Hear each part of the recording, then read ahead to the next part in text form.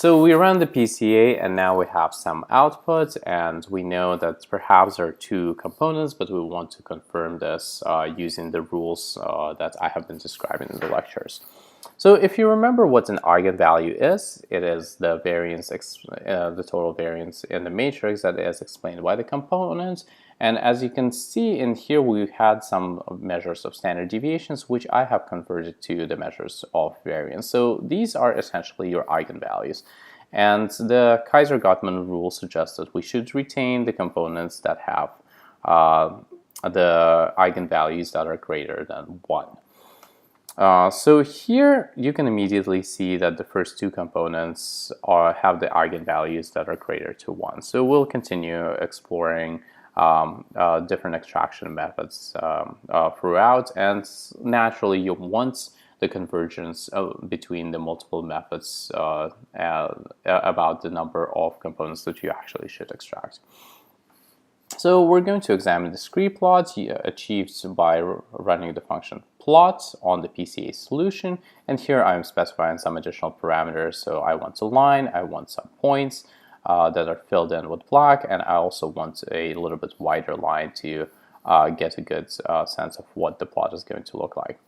So here on the x-axis you have each component, and on the y-axis you have the variances that this component explains from the total correlation matrix. So the first component explains 3.4, the second component explains about 1.7, and the third component explains only 0.5 of this variance measure.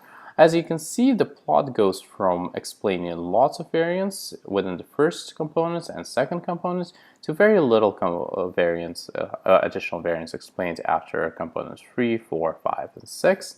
So that means that we'll just draw an imaginary line in here and cut it off, suggesting that the first two components explain quite a bit of variance, and the third component does not explain much additional variance in the correlation matrix.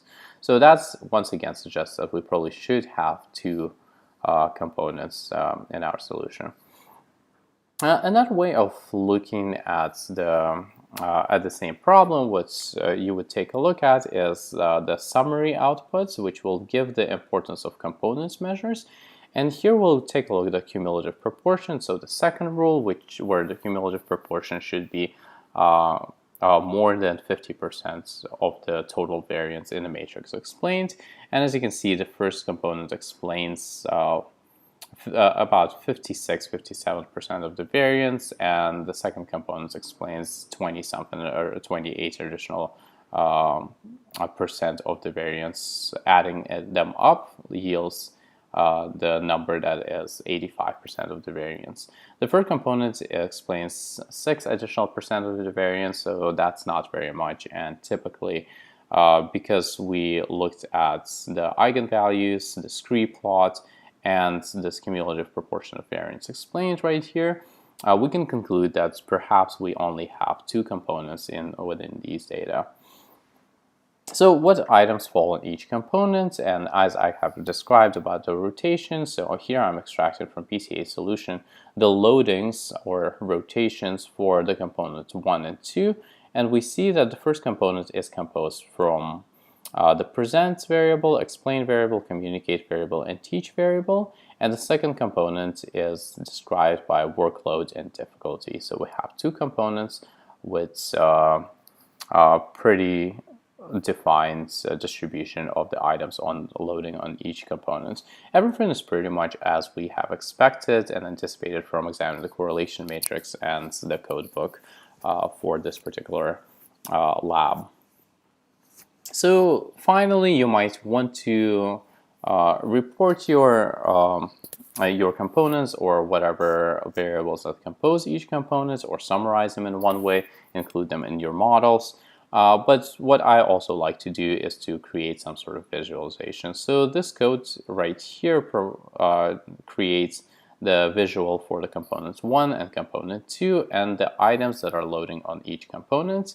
And it creates this nice unit circle that shows principal component 1 on the x-axis, principal component 2 on the y-axis, centered at 0 and 0, and with moving at 1, 2 in all of the directions.